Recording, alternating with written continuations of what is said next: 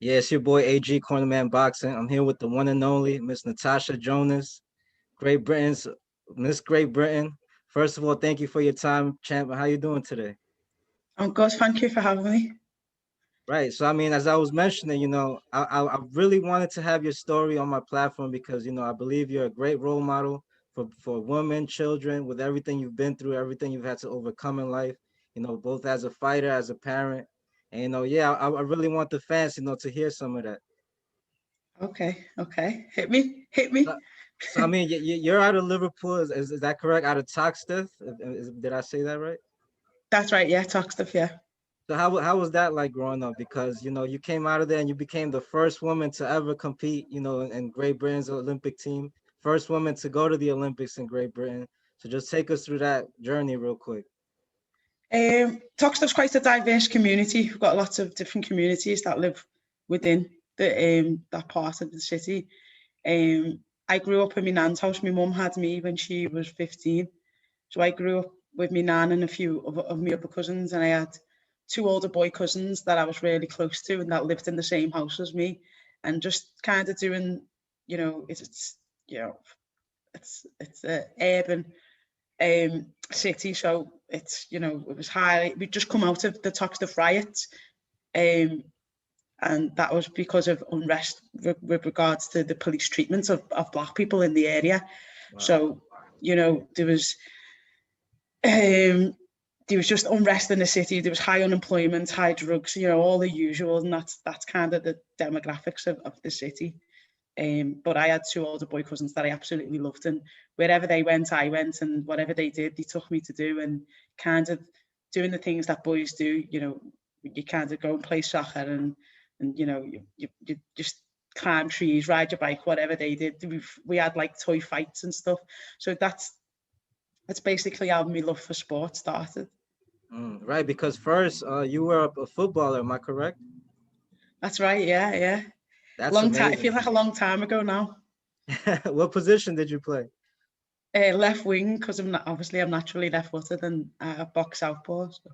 Oh wow. Do you feel your career, and as in football helped you develop into an athlete and did any way did it help you as a fighter as far as, strengthening your legs and stuff like that? I think it's more the mindset. When obviously our drinking age over here of to drink alcohol is 18. So most people do it when they're like 16 and 15. So I was that into football and training and stuff that I didn't do that stage where people are going out and hanging out on the corners and drinking, because I was I needed to be fit for the game day. So I kind of missed that stage out, and like, so from quite young I was motivated by myself. I was, disciplined, and I think that it was them types of like attributes that put me in good stead to be a good athlete. I think more than the skill itself. Right. So it was more of the mindset and stuff like that. Yeah. And madly enough, it was an American female football player in Mia Hamm that changed Wow. that changed the whole like the way I saw things. I always loved um, Marion Jones. I loved the way she went from one sport of basketball to obviously a track, and obviously to down the line you get the doping thing, but she was always one of my big idols, and but Mia Hamm was the first female soccer player to get a sponsorship deal by Nike. And Hmm. I watched the World Cup that she was in, and I was obsessed with football. I was thinking, wow, I can be better than her. So what I need to do is to get myself to America, and then I can, be in a uni, see, get played, and then, start playing professionally, because I thought, yeah, I'm good enough to do that. And that was what changed my mindset, because I wasn't very academic. I wasn't, no one had ever really said that I could be smart. They'd always said how good I was at, sport and whatever else, and but no one had ever said I was smart. So I never ever thought I had the confidence, and I was a bit behind when I went to, I don't know what you'd call senior school, as high school. Hmm. Um, I was like a couple of years behind, reading, writing, whatever. But that kind of mindset that I needed to at least get to college helped me catch up. Right. Because I mean, you had a scholarship here in America as well, right? You came to America and you had that going on. Yeah, New Jersey. So I was supposed to Wow. be there for 4 years, and obviously after I got injured, like I said, I didn't really go there to be get the academic side of stuff. I wanted to become a professional athlete, and it didn't work out. So I ended up coming home. And when I came home, like by this time, I'm 20, and you see all sports people, especially around this time. You know, Wayne Rooney had just got in the Everton team. He was 16. Beth Tweddle, who was a gymnast from my city, she'd won her first Commonwealth gold medal, and you know, all these young people were like 15, 16. I was like, oh my God, I'm 20. If I was going to be a sport athlete, I'd have done it by now. And so I was kind of down, and all my life, all I'd ever done was sport. And when I couldn't do it anymore, I was like, oh, what am I kind of stuck in limbo? What am I going to do next? And yeah, after I'd put on a lot of weight, I'd lost the whole friendship group, and I'd lost a lot of confidence. And I just started going to my uncle's gym, just hitting the bag, and some woman said you should try boxing. And I put it off for ages. I was like, oh God, why would I want to try boxing? Like, it's just not my thing. I don't want to get punched. And Wow. then she bugged me for that long that I thought, right, I'm going to go. And when she asked me next time, I'll just say I went. I didn't like it, but I went, and that was like 17 years ago. I've never looked back. Wow. So you pretty much started late in your boxing career. A Yeah, I little didn't late. actually have my first fight till I was 21. Wow. So I mean, you were like God gifted because you picked it up and you went to the Olympics pretty much right after It was all that protecting my older boy cousins. I think growing up, that's what sorted it out. But yeah, no, it's crazy how everything happened. Obviously, it wasn't even an Olympic sport when I started, and then that that. came, and there was things that just kept me holding on to boxing and boxing. And then the Commonwealth Games came, and then it was just a mad whirl, and yeah, and I'm still here now. Wow, that's amazing. Like you've had to overcome certain things and then here you are. Now, who are some of your biggest inspirations in boxing? Who really like motivated you or do you have anybody, you looked up to in the sport? There's loads of different people for loads of different reasons. There's some of our first coaches, like when we was the first women's team, it was like seen as a bit of like a, I don't know how to put it, like you was the head coach and then you was the women's coach, and it wasn't really the same, like on the same level, like um so some of them, they wanted the position, which was kind of like looked down upon because we was the women's squad. But the likes of like Manny Pacquiao, it's obviously he's a brilliant champion, and he's done a lot in the sport, and he's been very successful. But I think it's the things that he does outside of the ring and Mm, the impact that he has on the wider community. And I think if you've got a platform, that you should use it positively. So right. And that's exactly why I needed to have you on my platform because you speak out on all these things and you're very active in your community as well. I believe you have certain programs going on, right? Or you yeah, will. I'm trying to start a charity, a knife crime charity. One of my close cousins was a victim of it, Wow. and it's really bad in this community at the minute, and shootings, and it is. And like I said, I'm not trying to change the world, I'm just trying to change my part of it. Right. Now, champ, you've accomplished so much in your career, but that world title is missing. And there's several champions here that I know you got your eyes on. I mean, all over the world, but here in America, how much would you be willing to come over here, stateside and contend for a world title over here? Listen, there's stadiums here in the UK, like York Halls, like Liverpool Arena, where I'm from, and Wembley. They're all huge, but I think when it comes to, if you'd asked any UK boxer where they would love to box, it would be the Madison Square Gardens, Mhm. the Vegases, eh, somewhere Texas, somewhere big in America. So I would jump at the chance to fight anybody in America. Um, just to say I've done it, something to tick off the bucket list. I think it's always been very successful in boxing, and it's like well received. So yeah. Right. Or I don't think I know you would be great over here in America because you have everything, the charisma, the personality, the smile, everything. I think they would love you here, champ. Nice one, thank you. I'm trying. We'll see what happens. There's been talks of things, but nothing's set in stone, nothing's signed, nothing's agreed. So, maybe if we have this chat in a month or two, that I could tell you something different. Right. And you're also involved in the commentary team for Sky Sports, I believe, right? Yeah, I've just come back from that today. It was really, really good night. A couple of upsets, but yeah, I'm just talking about what I know, so it's my comfort zone kind of thing. You just basically saying what you see, and it's easy to do that when you're not in the ring. It's harder to find your faults when you're in there in the moment trying to do it. But when you're standing back and looking at the situation, it's easy to do. So you just try and be as honest and as respectful as I can, and just say what you see. Right. I mean, I think that would be like a nice introduction to you here as well. Maybe they could have you do some commentary, for some big fights here. Maybe the Joshua Fury, if that takes place. I think you would be Oh, great here in America. I'd love it. I've done some bits for the zone. I think I don't know if you guys got the Joshua Pulev, was it? No, Joshua someone.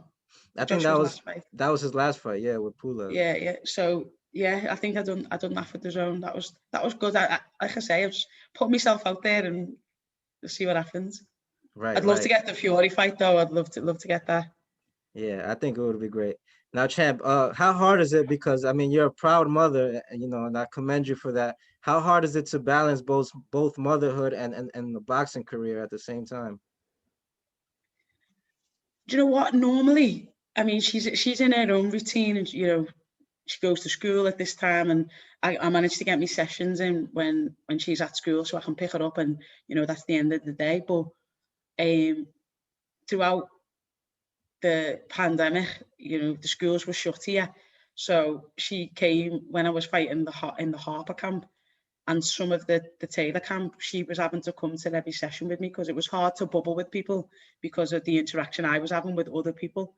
Because we were training in the gym and everyone was training, so I didn't bubble with anyone. She just came to the gym with me, and I think she always knows that mum's a boxer, but she doesn't really know what went on in the gym, and now she sees what goes on in the gym. So now to her, mum doesn't just work. Mum's gym is the work. Sorry, mum's work is the gym. She now knows what happens in the gym, so that was good for her to see and be a part of. But it was tough, and when we're self-employed athletes, and if you don't fight, you don't get paid. So when you're not sure of when your next fight is, then financially it's an absolute nightmare. And I've got a house to run, and a child to feed, and other bills to pay. So it can be tough. Right, because I'm a father as well, and my son is still doing homeschool, so I know how challenging that can be. Making sure that they're learning everything and still involved in physical activities, which is good. You're bringing her to the gym as well, because that helps.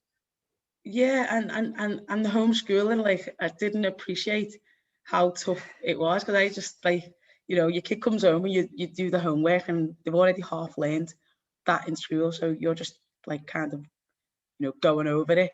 But when you're having to teach it, I realized how little patience I have. So I was learning things about myself, because it's tough. And when she sees mum's just mum to her, mum's not miss. um she's not the teacher, so it's tough for her to concentrate, because to her I'm just mum, and it's tough for me to, like, be patient, because I expect probably a little bit too much of her, because I just automatically assume she should know. So Right, it's challenging. right. I know exactly what you mean, champ. So, champ, you just came off without a doubt fight of the year contender with Katie Taylor. Your last fight with Terry Harper was the fight of the year, if I'm not mistaken. Yeah. Is there anything you might have learned in that last fight with Katie Taylor about yourself or anything? I think for both fights, I realised how important your mindset is. Like, in the pandemic, I did. Obviously, you have all this time to yourself, and I thought to myself, I'm not coming out of this without something positive, without learning something about myself. And I think if you go through that whole time and don't, try and learn something new, whether it's cooking, whether it's, it doesn't have to be learning about yourself, it can just be learning a new skill, then you've kind of wasted a bit of time, I think. So for both camps, I went away and worked on myself mentally, and I think it showed. But for the, I suppose the tactics wise, it was just more from the Harper fight. Obviously, I had that good round 8 that I never quite finished, and obviously it came back to bite me. And I said for the Katie fight, if I ever have that opportunity, that will never happen again. But then in the Katie fight, I kind of let her snatch round by just throwing little flurries and not really doing much. And that's come back to bite me, like, because there was a few rounds that she grabbed just because she was a little bit busier. And I think that was her, ring IQ and her boxing knowledge just in them championship rounds. And now I know for my next fight, that's something I've learned from that fight. So that won't ever happen again.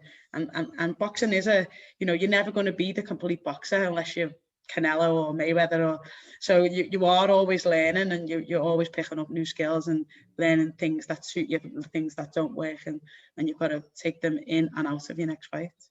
Right. And I mean, you went toe to toe with what some would consider the pound for pound, female fighter. And I mean, I thought you did spectacular. You did very well. That's a fight where I feel like you're gonna get better off that fight, because you go back, you feel like, man, I could have even maybe won this, depending how the judges score it, But I feel like that fight could definitely even help you grow even more.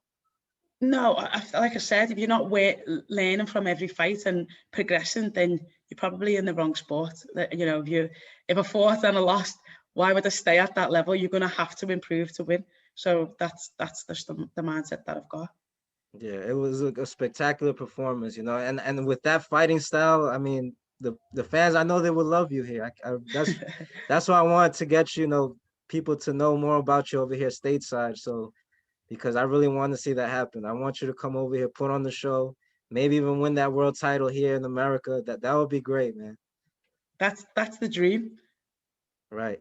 Now, Chad, what message do you have, for young female athletes out there, to follow their dreams, no matter what roadblocks come in the way, just what kind of advice would you have for them? I think for me personally, people have always had visions for me of and put up barriers on who I can be, who I can become. Because she's a female, she can only do this. Because she's black, she can only do this. Because she's from this area, she can only aspire to be that good. Or and all my life, all I've done is break them down. So if you have a dream, no matter what that dream is, you work hard, try your best, never give up, but most of all, believe in yourself even when nobody else does.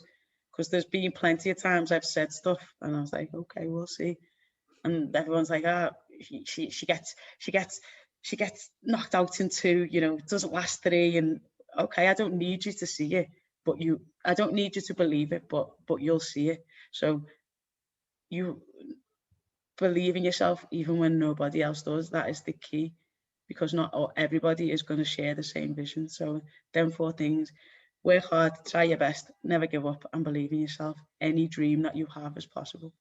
Right. And from a boxing point of view, what advice would you have for young boxers, to become successful or reach the level that you've reached? I think, I think when you're an amateur, you have this ideal that the professional game is, all glitz and glamour, and it can be, but I think you need to have a good amateur career behind you. That's just my opinion, especially here in the UK. In order to get them promoters that with the TV deals on side, it has to be a name that they want. So I would say stay amateur and get to as far as you can in your amateur, and just listen to your coach. Like, some people, like, even now, when I go back and coach the kids, or when I was retired from amateur and I hadn't turned pro yet, I went back and I coached the kids and I was making it dead simple, and I was like, why didn't I just do that? Why didn't I just do that?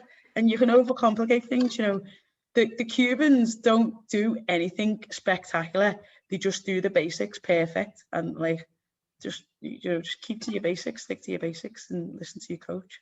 That's it. Right. It makes it sound simple, but that is really it. Right. I mean, it is pretty much simple. It's just consistency, and dedication and things like that. Do, Yeah, do you do, 100%. do you ever see a career maybe in coaching for you down the line? I'd love to do coaching in the amateur gym where I started. I think what I went through in that gym and how they were supportive of me. It'd be a disrespect not to. Um, but then, some people have asked me, would you do pro coaching? And when I see what my coach puts into my camps, and not just for me, for Callum Smith, Liam Smith, Callum Johnson, Sam Hyde, Oakley Bears, and Paul Butler, I just couldn't commit that time and dedication to do that. Um, so definitely for amateur, yeah. As a professional, probably not, because that is the hard work. And once I've done my camp and I'm a boxer, that's my 10-week, 12-week camp done.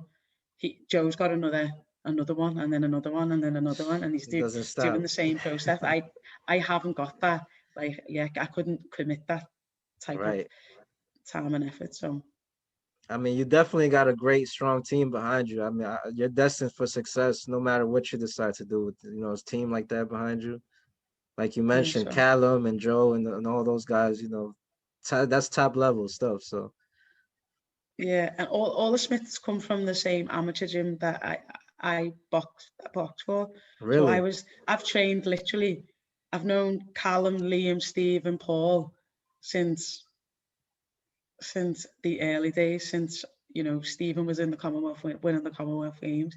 I've been alongside Callum in the GB squad when we was going to the Olympics. He just didn't qualify in the last qualifier through a bad decision, and I like literally I've known them since ever. wow, that's amazing. How about I've seen you have a pretty good relationship with Anthony Joshua as well, right?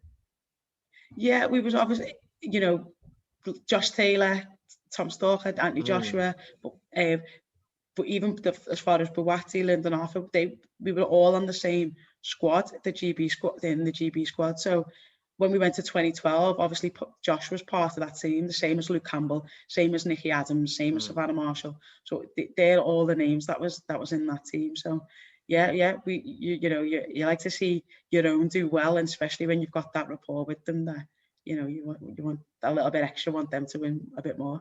Right, right. I mean, there's a lot of UK boxing is thriving right now. There's so many champions, like you mentioned, Josh Taylor, Joshua. There's so many guys coming up right now, and it's great for the sport. But I just want, boxing is global, so it's good we start, putting this thing together and taking boxing to another level, as it should be, because it was once the top sport in the world, and that's where I wish it would go back to being again. Yeah, I know. I think there's a like a revival in the minute. I don't know about Hmm. the US, but definitely in the UK.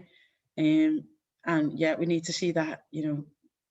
When you're riding the crest of a wave and you've got that positive forward momentum, you need to keep it going. So hopefully, the young talent coming through. I know you've got Raheem Gonzalez, and so all that little the new setup, the new crowd come through. You've got to keep that going and keep putting money into it. You know, keep eyes on boxing for all the right reasons and keep it positive. So Right, right, champ. But yeah, champ. I mean, it's been a tremendous honor for me to speak to you. I really appreciate your time. It's been no great problem. having you. I love your story, and I can't wait to have you back, champ. I really can't. Yeah, next time I'll be back as a champ. Hopefully, I'll be telling you that I'm in the UK, in the US fighting. So yeah, Right, right. I can't wait, and I'll be there if you ever come to the U.S. I'm there. So, cool. right, I'll champ. hold you to So that. yeah, do you have any shout outs you want to give before we let you go to anybody out there? Just everyone who's ever sent me a message being supportive, yourselves, the media that are all, promoting women and women's boxing positively. We take my hat off to you. Thank you all. Oh, thank you so much, champ. Well, yeah, it's a pleasure, champ. We're gonna let you enjoy the rest of your Sunday. I know the baby girls are waiting for you, so Thank you Oh, so I much should for your strive to time. be quiet. Right, that's amazing. Well, yeah, thank you so much, champ. And like I said, I can't wait to have you back, and I wish you the best. And I really do want to see you, become a world champion, a multiple time world champion at that. But we'll take it one at a time. So, One at a time. Yeah. Cheers. Thank you. thank See you you so much, soon. champ. Have a great day. Thank you. And you. Bye. Bye.